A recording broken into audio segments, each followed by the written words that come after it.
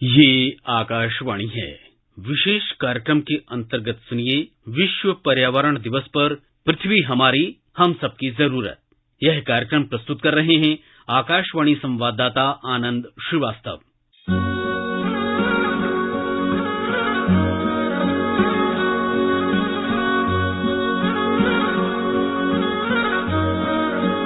प्रभु कितनी सुंदर रचना तेरी, कहते जिसे प्रकृति।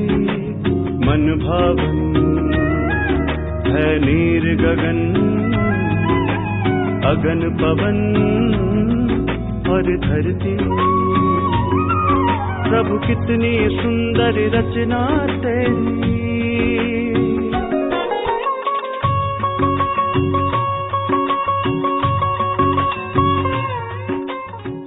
खूबसूरत जिंदगी, संभावनाओं से भरी जिंदगी की डोर आती जाती सांसों से बंधी होती है और इन सांसों का आधार है हरा भरा वातावरण यानी पर्यावरण। पर्यावरण और हम सब का गहरा संबंध है। पर्यावरण का बेहतर संतुलन कई मायनों में स्वस्थ जीवन की गारंटी भी है। पर्यावरण का क्षेत्र यूं तो बहुत विस्तृत और व्यापक है। हम सब पर्यावरण को अपने अपने ढंग से जानते और समझते हैं। पर्यावरण यानी जो प्राकृतिक रूप से हमारे चारों तरफ है और पृथ्वी पर हमारे रोजमर्रा के जीवन को प्रभावित करता है। हवा, जिसे हम हर पल सांस लेते हैं। पानी, जो हम अपनी दिनचर्या में इस्तेमाल करते हैं। पौधे, जानवर और सभी जीवित चीजें सब पर्यावरण के तहत ही तो आते हैं। स्वस्थ वातावरण प्रकृति के संतुलन को बनाए रखता है और साथ ही साथ पृथ्वी पर सभी जीवित चीजों को बढ़ने और विकसित करने में मदद करता है। समय के साथ पर्यावरण का संतुलन गड़बड़ा सा गया है। पर्यावरण के इस बिगड़ते स्वरूप के पीछे ढेर सारे कारण हैं।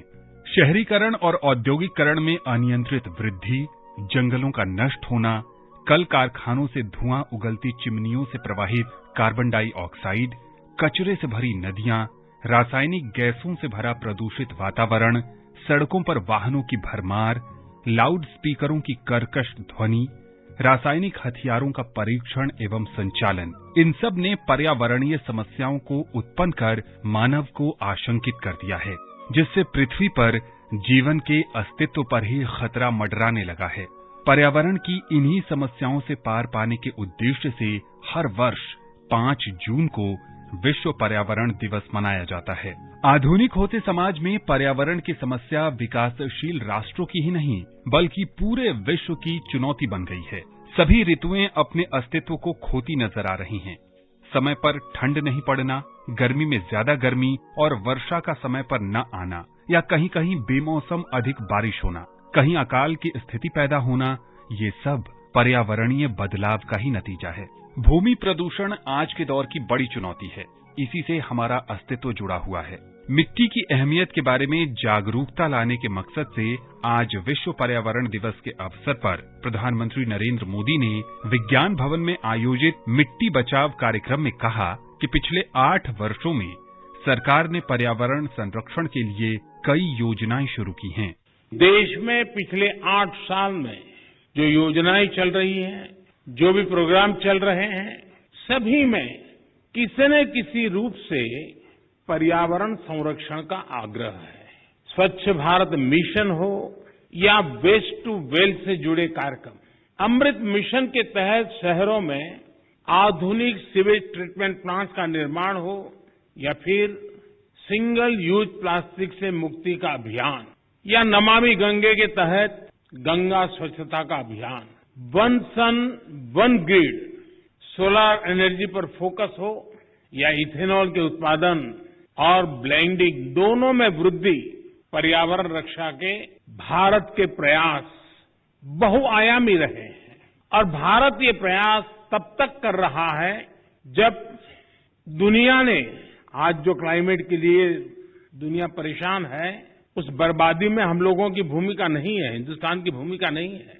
विश्व के बड़े और आधुनिक देश न केवल धरती के ज्यादा से ज्यादा संसाधन का दोहन कर रहे हैं, बल्कि सबसे ज्यादा कार्बन एमिशन भी उन्हीं के खाते में जाता है। कार्बन एमिशन का ग्लोबल औसत प्रति व्यक्ति 4 टन का है, जबकि भारत में प्रति व्यक्ति कार्बन फुटप्रिंट प्रतिवर्ष आधे टन के आसपास ही है। गौरवशाली परंपरा और अनूठी संस्कृति के देश भारत में पर्यावरण को विशेष महत्व दिया गया है। प्राचीन काल से ही भारतीय संस्कृति में पर्यावरण के अनेक घटकों जैसे वृक्षों को पूज्य मानकर उन्हें पूजा जाता है। जल, वायु, अग्नि को भी पवित्र मानकर उनकी पूजा की जाती है। समुद्र और नदी को भी आराधना करने योग्य माना गया है। धरती को मां का अमूल्य स्थान दिया गया है। लंबे समय से ही भारत में पर्यावरण के अलग अलग स्वरूपों और उनके विशेष गुणों के कारण खास स्थान दिया गया है। मिट्टी का हम तिलक भी लगाते हैं, लेकिन उसके संरक्षण की दिशा में कई बार उदासीन भी हो जाते हैं। प्रधानमंत्री ने इसी का जिक्र करते हुए कहा, मिट्टी या ये भूमि हमारे लिए पंच तत्वों में से एक है। हम माटी को गर्व के साथ अपने माथे से लगाते हैं। इसी में गिरते हुए, खेलते हुए हम बड़े होते हैं। माटी के सम्मान में कोई कमी नहीं है। माटी की अहमियत को समझने में कमी इस बात को स्वीकारने में है कि मानव जाति जो कर रही है उससे मिट्टी को कितना नुकसान हो रहा है, उसकी समझ का एक गैप रह गया है। भारत दुनिया को हमेशा से राह दिखाता रहा है। ऐसे में मौजूदा सरकार ने मिट्टी को सुरक्षित रखने के लिए भी 5 महत्वपूर्ण पहलुओं पर काम किया है। बीते 8 वर्षों में देश ने मिट्टी को जीवंत बनाए रखने के लिए निरंतर काम किया है। मिट्टी को बचाने के लिए हमने 5 प्रमुख बातों पर फोकस किया है। पहला, मिट्टी को केमिकल फ्री कैसे बनाएं। दूसरा, मिट्टी में जो जीव रहते हैं जिन्हें तकनीकी भाषा में आप लोग सॉइल ऑर्गेनिक मैटर कहते हैं, उन्हें कैसे बचाएं। और तीसरा, मिट्टी की नमी को कैसे बनाए रखें, उस तक जल की उपलब्धता कैसे बढ़ाएं। चौथा, भूजल कम होने की वजह से मिट्टी को जो नुकसान हो रहा है उसे कैसे दूर करें। और पांचवा, वनों का दायरा कम होने से मिट्टी का जो लगातार क्षरण हो रहा है उसे कैसे रोकें। इन सब बातों को ध्यान में रखते हुए ही देश में बीते वर्षों में जो सबसे बड़ा बदलाव हुआ है वो है देश की कृषि नीति में। भूमि प्रदूषण के कारण मनुष्यों, पौधों और जानवरों के जीवन पर विनाशकारी प्रभाव पड़ रहा है। भूमि प्रदूषण के दुष्प्रभावों में मिट्टी में कैल्शियम, मीथेन, नाइट्रोजन, सल्फर, लोहा, तांबे, नाइट्रोजन, पोटेशियम और फास्फोरस की गंभीर कमियां हो रही हैं। इससे फसलों की पैदावार भी कम हुई है। ये मिट्टी और प्राकृतिक पोषक तत्वों के नुकसान का कारण बनता है, जिससे फसल उत्पादन में कमी आती है। इसी को ध्यान में रखकर सरकार ने सॉइल हेल्थ कार्ड की शुरुआत की है। इससे किसानों को लाभ मिला है। पूरे देश में 22 करोड़ से ज्यादा सॉइल हेल्थ कार्ड किसानों को दिए गए। और सिर्फ कार्ड ही नहीं दिए, बल्कि देश भर में सॉइल टेस्टिंग से जुड़ा एक बहुत बड़ा नेटवर्क भी तैयार हुआ है। आज देश के करोड़ों किसान सॉइल हेल्थ कार्ड से मिली जानकारी के आधार पर फर्टिलाइजर्स और माइक्रो न्यूट्रिएंट्स का उपयोग कर रहे हैं। इससे किसानों को लागत में 8 से 10% की बचत हुई है और उपज में 5 से 6% की बढ़ोतरी देखी गई है। यानी जब मिट्टी स्वस्थ हो रही है तो उत्पाद भी बढ़ रहा है। मिट्टी को लाभ पहुंचाने में यूरिया की 100% नीम कोटिंग ने भी बहुत फायदा पहुंचाया है। माइक्रो इरिगेशन को बढ़ावा देने की वजह से, अटल भू योजना की वजह से देश के अनेक राज्यों में मिट्टी की सेहत भी संभल रही है। हरे भरे खूबसूरत पेड़, जहां तक नजर जाए वहां तक हरियाली ही हरियाली। कितनी सुखद लगती हैं ये बातें, लेकिन सच्चाई इससे बिल्कुल अलग है। वर्तमान में सिर्फ 1 सप्ताह में हमारी धरती पर से 5 लाख हेक्टेयर में फैला जंगल साफ कर दिया जा रहा है। वनों की बेरहमी से हो रही कटाई के कारण एक तरफ ग्लोबल वार्मिंग बढ़ रही है, वहीं दूसरी तरफ प्रकृति का संतुलन बिगड़ रहा है। सरकार ने जल प्रदूषण और वनों की स्थिति को बेहतर बनाने के लिए भी कई सार्थक प्रयास किए हैं। हम कैच द रेन जैसे अभियानों के माध्यम से जल संरक्षण से देश के जन जन को जोड़ने का प्रयास कर रहे हैं। इस साल मार्च में ही देश में 13 बड़ी नदियों के संरक्षण का अभियान भी शुरू हुआ है। इसमें पानी के प्रदूषण कम करने के साथ साथ नदियों के किनारे वन लगाने का भी काम किया जा रहा है और अनुमान है इससे भारत के फॉरेस्ट कवर में 7,400 स्क्वायर किलोमीटर से ज्यादा की बढ़ोतरी होगी। बीते 8 वर्षों में भारत ने अपना जो फॉरेस्ट कवर 20,000 स्क्वायर किलोमीटर से ज्यादा बढ़ाया है, उसमें ये और मदद करेगा। भारत आज बायोडायवर्सिटी और वाइल्ड लाइफ से जुड़ी जिन नीतियों पर चल रहा है, उसने वन्य जीवों की संख्या में भी रिकॉर्ड वृद्धि की है। आज चाहे टाइगर हो, लायन हो, लेपर्ड हो या फिर एलिफेंट, सभी की संख्या देश में बढ़ रही है। देश में ये भी पहली बार हुआ है जब हमारे गांव और शहर को स्वच्छ बनाने, ईंधन में आत्मनिर्भरता और मिट्टी के स्वाद के अभियान को हमने एक साथ जोड़ा है। गोवर्धन योजना ऐसा ही एक प्रयास है। इस गोवर्धन योजना के तहत बायोगैस प्लांट गोबर और खेती से निकलने वाले अन्य कचरे को ऊर्जा में बदला जा रहा है। इससे जो जैविक खाद बनती है वो खेतों में काम आ रही है। मिट्टी पर अतिरिक्त दबाव बनाए बिना हम पर्याप्त उत्पादन कर सके, इसके लिए बीते 7-8 सालों में 1600 से ज्यादा नई वैरायटी के बीज भी किसानों को उपलब्ध कराए गए हैं। नेचुरल फार्मिंग में भी हमारी आज की चुनौतियों के लिए एक बहुत बड़ा समाधान है। इस साल के बजट में हमने तय किया है कि गंगा के किनारे बसे गांवों में नेचुरल फार्मिंग को प्रोत्साहित करेंगे। नेचुरल फार्मिंग का एक विशाल कॉरिडोर बनाएंगे। हमारे देश में इंडस्ट्रियल कॉरिडोर हमने सुना है, डिफेंस कॉरिडोर हमने सुना है। हमने एक नया प्रारंभ किया है गंगा के तट पर एग्रीकल्चर कॉरिडोर का। इससे हमारे खेत तो केमिकल फ्री होंगे ही, नमामि गंगे अभियान को भी नया बल मिलेगा। विश्व स्वास्थ्य संगठन के अनुसार दुनिया भर में 40% बीमारियां पर्यावरण के नष्ट होने से हो रही हैं। प्रदूषण के कारण हो रही बीमारियां हर साल विकासशील देशों में लगभग 60 लाख लोगों को काल के गाल में समा रही हैं।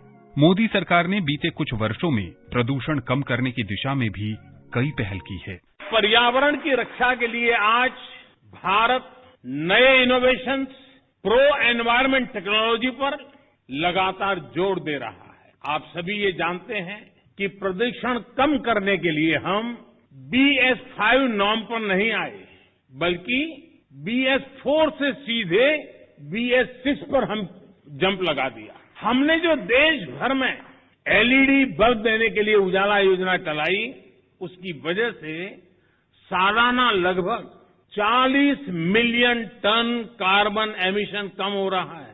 अगर सब लोग जुड़ जाएं, सबका प्रयास कितना बड़ा परिणाम लाता है। भारत फॉसिल फ्यूल पर अपनी निर्भरता को कम से कम करने का प्रयास कर रहा है। हमारी ऊर्जा जरूरतें रिन्यूएबल सोर्सेज से पूरी हो, इसके लिए हम तेजी से बड़े लक्ष्यों पर काम कर रहे हैं। हमने अपनी इंस्टॉल्ड पावर जनरेशन कैपेसिटी का 40% non fossil fuel based sources से हासिल करने का लक्ष्य तय किया था। ये लक्ष्य भारत ने तय समय से 9 साल पहले ही हासिल कर लिया है। आज हमारी सोलर एनर्जी कैपेसिटी करीब 18 गुना बढ़ चुकी है। हाइड्रोजन मिशन हो या फिर सर्कुलर इकोनॉमी पॉलिसी का विषय हो, ये पर्यावरण रक्षा की हमारी प्रतिबद्धता का प्रमाण है। हमने पुरानी गाड़ियों के लिए स्क्रैप पॉलिसी लाए हैं। वो स्क्रैप पॉलिसी भी अपने आप में एक बहुत बड़ा काम होने वाला है। पर्यावरण संरक्षण और जलवायु परिवर्तन ने पूरी दुनिया को प्रभावित किया है। इस समस्या से उबरने के लिए पूरी दुनिया को एक होने की जरूरत है। धरती को बचाने और पर्यावरण संरक्षण के लिए भारत जैसे देश में जन आंदोलन की जरूरत है। इसमें सामूहिक प्रयास के साथ साथ सरकार की ओर से चलाई जा रही योजनाओं में शामिल होकर उसे गति देने की आवश्यकता भी है, ताकि हम दुनिया के सामने एक सफल उदाहरण पेश कर सकें। पर्यावरण की रक्षा के लिए, धरती की रक्षा के लिए, मिट्टी की रक्षा के लिए जन चेतना जितनी ज्यादा बढ़ेगी, उतना ही बेहतर परिणाम मिलेगा। मेरा देश और देश की सभी सरकारों से, सभी स्थानीय निकायों से, सभी स्वयंसेवी संस्थाओं से आग्रह है कि अपने प्रयासों में स्कूल कॉलेजेस को जोड़िए, एनएसएस, एनसीसी को जोड़िए। आजादी के अमृत महोत्सव में जल संरक्षण से जुड़ा एक आग्रह और भी करना चाहता हूं। अगले साल 15 अगस्त तक देश के हर जिले में कम से कम एक जिले में 75 अमृत सरोवर के निर्माण का काम आज देश में चल रहा है। 50,000 से ज्यादा अमृत सरोवर आने वाली पीढ़ियों के लिए वाटर सिक्योरिटी सुनिश्चित करने में मदद करेंगे। ये अमृत सरोवर अपने आसपास मिट्टी में नमी को बढ़ाएंगे, वाटर टेबल को नीचे जाने से रोकेंगे और इनसे बायोडायवर्सिटी भी इंप्रूव होगी।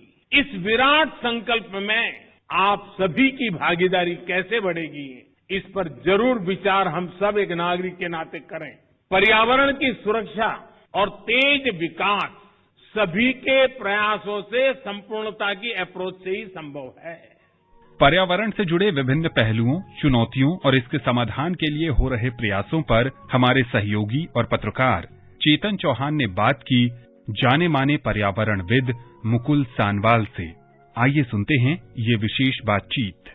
पर्यावरण दिवस के मौके पे जो इस बार प्रधानमंत्री ने विज्ञान भवन में अपना संबोधन भी दिया है, जिसमें उन्होंने बताया है कि एनवायरमेंट फ्रंट पे इस तरह से भारत मल्टी डायमेंशनल अप्रोच लेके आया है टू प्रोटेक्ट एनवायरमेंट। और इस बार का जो वर्ल्ड एनवायरमेंट डे का लोगो है ओनली वन अर्थ थीम, और ये जो थीम है 1972 में जब तीसरा वर्ल्ड एनवायरमेंट डे बनाया गया तो उस साल भी रखा गया था। और इसका एक कारण ये था कि अवेयर करना कि एक ही अर्थ है, एक ही प्लेनेट है, अगर हम इसको नहीं बचा पाए तो हम विनाश की ओर जाएंगे। पिछले 50 सालों में जब से स्टॉकहोम कॉन्फ्रेंस हुआ है जो 5 जून को ही हुआ था, उसके 50 सालों में बहुत सारी कन्वेंशन बनी हैं, बहुत सारे प्रोटोकॉल्स बने हैं एनवायरमेंट को बचाने के लिए। तो मुकुल जी, पहला सवाल यही है कि पिछले 50 सालों में जो पर्यावरण को बचाने के लिए देशों ने, यूएन ने जो काम किया है उसका इम्पैक्ट क्या है? देखिए, ऐसा है कि 1972 में जब बात छेड़ी गई थी तो ये देखा गया कि विकसित देश अर्बनाइज होते चले जा रहे हैं। 3/4 उनकी जनसंख्या शहरों में शिफ्ट कर गई है और उनको ये लग रहा था कि अन्य देश जो नए आजाद हुए थे, जैसे भारत, डेवलपिंग कंट्रीज, उनके यहाँ भी जब अर्बनाइजेशन बढ़ेगा, नगरीकरण बढ़ेगा, तो वही समस्या सामने आएंगी जो विकसित देशों के समक्ष आई हुई हैं। इस बात को लेकर उनने एक संधि सी बनाई, सबको एक मत में रखा कि अर्थ के बारे में, इस विश्व के बारे में हमको एक सम्मिलित रूप से चिंतन करना होगा। अभी तक इसमें ये रहा है कि साइंस पर ही आधारित रहा कि इसकी क्या समस्या है, क्यों ऐसी समस्या हुई, इसको समझने की कोशिश की जा रही थी।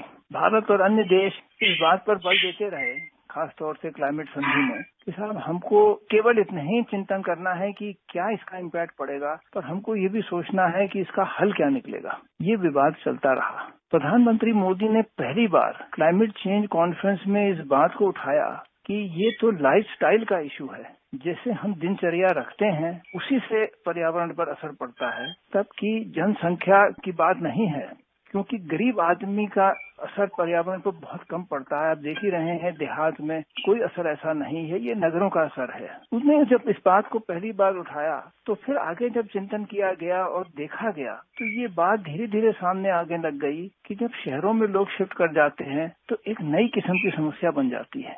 मिसाल के तौर पर आज की तारीख में जैसे अमेरिका या यूरोप है, उनमें जो बिजली का उपयोग घरों में होता है वो फैक्ट्रियों के उपयोग से कहीं ज्यादा है। एनर्जी जो उनकी गाड़ियों पर, यातायात के साधन के लिए जो खर्च करते हैं, वो सबसे बड़ा असर उसका ही हो रहा है। उनका जो खाना है उसमें आधे से ज्यादा वेस्ट होता है और उसकी उपज करने में जिस तरह से वो जानवरों को पालते हैं, उनका मांस खाते हैं, वेस्ट होता है, उसका भी सीधा असर पड़ता है। दैनिक जीवन को लेकर जब प्रधानमंत्री ने बात उठाई तो उसी के साथ जो उनने अब हल जो निकाला, तो अपने देश में, भारत में भी उसको आगे बढ़ाने के लिए प्रधानमंत्री ने जो चीजें गिनाई हैं वो इस परिप्रेक्ष्य में हमको देखनी है। मिसाल के तौर पर उन्होंने कहा कि हम कोयला या तेल से बिजली करने का जो उपयोग है वो अब सिर्फ 40% रह गया है। प्राकृतिक संसाधनों से हमारी बिजली, अधिकांश बिजली की उपज होने लग गई है। इतना ही नहीं, जो गाड़ियों में हम तेल डालते हैं उसमें हम गन्ने के रस से निकल के एथेनॉल से मिश्रण कर रहे हैं ताकि उसका पर्यावरण पर असर कम रहे। मुकुल जी, प्रधानमंत्री ने कहा, मुझे याद है जब 2014 के बाद 2015 में पहला क्लाइमेट कॉन्फ्रेंस प्रधानमंत्री ने अटेंड किया था पेरिस में, तो वो क्लाइमेट जस्टिस की बात लेके आए थे। क्लाइमेट जस्टिस का मतलब यही था कि जो गरीब लोग हैं, जिनका एनर्जी कंजम्पशन, कार्बन फुटप्रिंट बहुत कम है, उनको क्लाइमेट चेंज या क्लाइमेट कार्बन रिडक्शन का इम्पैक्ट से उनको नहीं मारा जा सकता, क्योंकि जब आप ट्रांजिशन कर रहे हैं एक कार्बन लेस और लेस कार्बन इकोनॉमी में, तो उसका कॉस्ट जो है बढ़ता है और उस कॉस्ट का इम्पैक्ट सबसे ज्यादा गरीब आदमी पे होता है। ये प्रधानमंत्री ने वहाँ पे स्ट्रेस किया था। क्लाइमेट जस्टिस की बात की थी कि इसमें जो अमीर देश हैं, इन्हें गरीब देशों को, डेवलपिंग कंट्रीज को पैसा देना चाहिए कि वो ट्रांजिशन कर सकें from carbon intensive economy to less carbon intensive economy. जैसे आपने कहा कि प्रधानमंत्री ने जो ग्लासगो में कॉन्फ्रेंस हुआ क्लाइमेट चेंज का, उसमें नेट जीरो का टारगेट 2070 का दिया है, जिसमें भारत अपने इमिशन नेट जीरो लेवल पे करेगा। तो पिछले कुछ सालों में प्रधानमंत्री ने क्लाइमेट चेंज के प्रति लोगों में जागरूकता दिलाई है देश में, वो भी सराहनीय है। और उसके अलावा जैसे स्वच्छता पे बहुत ज्यादा जोर दिया है। देखिए, सबसे बड़ा इम्पैक्ट तो ये है कि हमारी सोच में परिवर्तन की आवश्यकता है। अभी तक जो विकसित देश हैं उस बात को नहीं स्वीकार कर रहे थे कि उनकी लाइफस्टाइल में कोई परिवर्तन की आवश्यकता है। तो प्रधानमंत्री ने ये बात उठाई, एक बड़ी बैठक में उठाई और कई बार इसको उठाया। मिसाल के तौर पर अमेरिका या यूरोप का जो पर कैपिटा जितनी एनर्जी यूज करता है वो भारत से 10 गुना से भी ज्यादा है। तो जो इतनी ज्यादा एनर्जी यूज कर रहा है, इतना विकसित हो गया है, उसके लिए परिवर्तन आसान है। पर जो देश अभी विकसित नहीं हुए हैं, जिनके यहाँ नगरीकरण, जिनके यहाँ बिजली नहीं पहुंच पाई है, उनसे ये एक्सपेक्ट करना या उनसे ये मांगना कि आप और कम करें तो वो गलत होगा।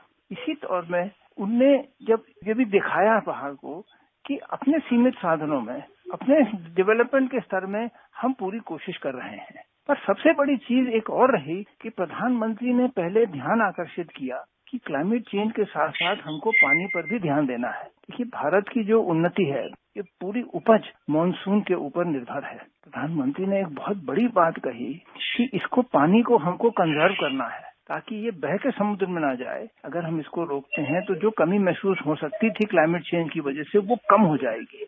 और इस वर्ष प्रधानमंत्री ने सॉइल के ऊपर ध्यान दिया है, क्योंकि धरती, भूमि, सॉइल, इसी से उपज होती है। अगर ये सब बह के चली जाएगी या ये खराब बर्बाद कर दी जाएगी तो फिर हम आगे चल के एक कृषि प्रधान देश या कोई भी देश उन्नति नहीं कर सकता है या सही प्रकार की उन्नति नहीं कर सकता है। मुकुल जी, जैसे आपने कहा कि पीएम ने या भारत सरकार ने बहुत सारे एफर्ट किए हैं, पर एक एरिया जो क्लियरली दिखता है जिसमें भारत सरकार ने काफी काम हुआ है, वो है रिन्यूएबल एनर्जी। जैसे हमारा सोलर कैपेसिटी है, पिछले कुछ सालों में 18% बढ़ा है, पिछले 8 सालों में प्रधानमंत्री ने बताया। उसके अलावा हाइड्रोजन मिशन लेके आए हैं, जिसमें आने वाले कुछ सालों में हाइड्रोजन फ्यूल से चलने वाली गाड़ियां, छोटी गाड़ियां, बड़ी गाड़ियां, उस बनाने का मिशन है। क्योंकि हाइड्रोजन माना जाता है कि जीरो मिशन फ्यूल है और आने वाले टाइम में ग्लोबल फ्यूल बनेगा। उसके अलावा विंड एनर्जी में और बाकी रिन्यूएबल्स में भी भारत ने काफी प्रोग्रेस की है। आज लगभग 20% जो भारत का बिजली की जरूरत है वो रिन्यूएबल से आती है, जो 2014 में सिर्फ 6 या 7% थी। तो उसके अलावा पीएम ने इंटरनेशनल सोलर अलायंस का भी पेरिस में विमोचन किया। तो पूरा ग्लोबल ट्रांजिशन जो है उसमें जो भूमिका रही है भारत सरकार की, स्पेशली सोलर एनर्जी में, तो उस पर आप क्या कहना चाहिए? एक बात सामने आती है कि जब हम वर्ल्ड एनवायरनमेंट डे को हर साल मनाते हैं तो हम कोई ना कोई थीम पकड़ते हैं कि इस वर्ष हमको इस बात पर ध्यान देना है। प्रधानमंत्री जी का जो सबसे बड़ा कंट्रीब्यूशन एक हुआ है वो ये है कि उनने इस बात पर ध्यान दिया है कि हमको सोच का परिवर्तन करना पड़ेगा। जो चीज विकसित देशों के लिए सुलभ है या संभव है या उनको लाभदायक है, ये आवश्यक नहीं है कि अन्य विश्व के लिए वही लाभदायक रहे। और सोलर अलायंस की जो आपने बात की वो सबसे बड़ा एग्जाम्पल है कि उनके देशों में उतनी सोलर एनर्जी है ही नहीं और हम उन्हीं के रास्ते पे चल रहे थे कि तेल के ऊपर निर्भर रहें या कोयले के ऊपर निर्भर रहें। ये सही है कि इंग्लैंड, फ्रांस, जर्मनी और यूनाइटेड स्टेट्स का जो विकास हुआ वो कोयले को लेकर हुआ। आज की तारीख में भी यूनाइटेड स्टेट्स तेल के मामले में आत्मनिर्भर हो गया है। अब भारत के पास कोयला तो है पर तेल नहीं है। तो जो सोलर अलायंस की बात भारत ने की है वो अपने लिए नहीं, इस तरह के जितने देश और देश हैं, डेवलपिंग कंट्री जिनको कहा जाता है, जो इस ट्रॉपिकल इक्वेटर के आसपास हैं, जिनमें अधिक सोलर का तापमान मिलता है, अगर हम सोलर एनर्जी की तरफ जाएंगे तो हम नेचुरल वन अर्थ को भी बढ़ावा देंगे, क्योंकि इसमें कोई प्रदूषण नहीं होता है। ये जो सोच का परिवर्तन है, जो एक नई दिशा का परिवर्तन है, मैंने कहा कि पानी के कंजर्वेशन के भी एक नई दिशा का परिवर्तन है। अंग्रेज हमको ये बता गया कि नहरों से पानी लाना है। आप देखें जितने भी राज्य सब वाटर कंजर्वेशन के ऊपर उनने ध्यान दिया।